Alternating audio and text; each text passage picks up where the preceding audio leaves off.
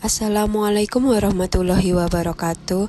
Halo sahabat UT, perkenalkan kami dari kelompok 4 yang beranggotakan Sabita Putri Eka, Desi Cahya, Sun Sofi, Widiana Tegar, Ria Rahma, Indah Arini, dan Feraldi Satria. Di sini kami akan membuat praktikum dengan judul gelombang. Adapun tujuannya yaitu mengamati bentuk dan jenis gelombang transversal dan gelombang longitudinal. Landasan teori. Gelombang adalah getaran yang merambat hanya getarannya, sedangkan zat perantaranya tetap di tempat. Berdasarkan arah rambatnya getaran, gelombang dibagi menjadi dua, yaitu gelombang transversal dan gelombang longitudinal. Gelombang transversal adalah arah rambat tegak lurus arah getaran. Contohnya, gelombang pada tali. Yang kedua, gelombang longitudinal. Arah rambat sejajar atau berimpit dengan arah getaran. Contohnya, gelombang pada pegas dan gelombang bumi. Adapun alat dan bahan yang perlu disiapkan yaitu yang pertama selingki, yang kedua kabel listrik, yang ketiga benang kasur, dan yang keempat karet gelang. Hal yang pertama dilakukan yaitu ambil selingki, rentangkan di atas lantai yang licin, ikat salah satu selingki pada tiang yang cukup kokoh untuk menahannya atau dipegang teman, ujung yang lain dipegang sendiri. Usiklah ujung selingki yang Anda pegang itu dengan cara menggerakkan ujung selingki dengan cepat ke kanan dan ke kiri seperti pada gambar yang ada di modul. Amati gelombang yang terjadi pada selingki. Apa yang terjadi pada ujung selingki, apa yang merambat pada selingki, dan apakah gelombang itu. Lalu usik lagi ujung selingki berulang seperti pada langkah B. Amati arah getar dan arah rambat gelombang. Gelombang yang terjadi ini disebut gelombang transversal. Bagaimana arah getar dan rambat gelombang transversal tersebut. Lalu usik lagi ujung selingki berulang seperti langkah B. Amati getaran yang akan dihasilkan serta arah rambat gelombang. Kesimpulan dari praktikum ini yaitu dapat disimpulkan bahwa gelombang itu dapat dibedakan menjadi dua jenis berdasarkan arah getaran dan rambatannya.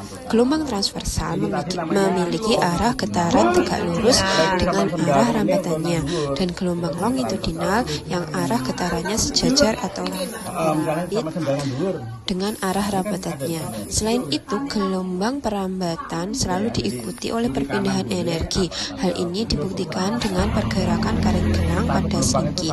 Sedangkan pada benda yang tidak merambat gelombang seperti pada kabel tidak ada terjadi perpindahan energi sama sekali. Dari percobaan ini yang dilakukan berulang kali untuk mengamati arah usikan dan rambatan gelombang, dapat dihasilkan bahwa usikan yang tegak lurus dengan arah rambatannya disebut gelombang transversal. Pada percobaan kedua, usikan pada selingki menyebabkan karet gelang di tengah perpindahan karena adanya energi yang merambat. Berbeda dengan percobaan pada kabel listrik yang tidak menghasilkan gelombang maupun perpindahan gelang. Artinya tidak ada energi yang merambat. Sementara itu, saat selingki diusik berulang kali ke depan dan ke belakang, terlihat arah usikan sejajar dengan arah rambatannya, yang merupakan ciri-ciri gelombang longitudinal. Percobaan yang kedua yang kita amati yaitu sifat dan pemantulan gelombang. Tujuannya mengamati sifat pemantulan gelombang. Alat dan bahan yang perlu disiapkan yaitu selingki, benang kasur, dan kerikil. Landasan teori, gelombang memiliki sifat dapat dipantulkan, dibiaskan, dilenturkan, dan berinterferensi.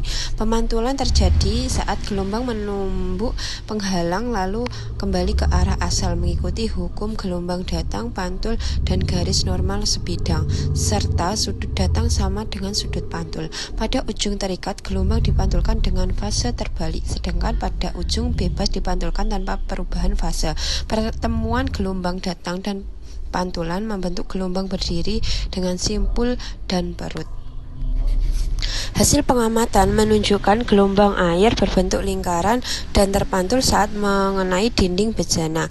Pada selingki, ujung terikat memantulkan gelombang dengan fase terbalik, sedangkan ujung bebas memantulkan dengan fase sama. Perpaduan gelombang datang dan pantul membentuk gelombang berdiri sesuai hukum pemantulan bahwa sudut datang sama dengan sudut pantul. Kesimpulan dari praktikum ini yaitu gelombang memiliki sifat dapat dipantulkan saat mengenai bidang batas. Pada ujung terikat, gelombang dipantulkan dengan fase terbalik, sedangkan pada ujung bebas dipantulkan tanpa perubahan fase. Peristiwa ini sesuai hukum pemantulan dan menghasilkan gelombang berdiri akibat perpaduan gelombang datang dan pantul. Sekian praktikum kali ini. Terima kasih sudah menonton video ini. Bye-bye.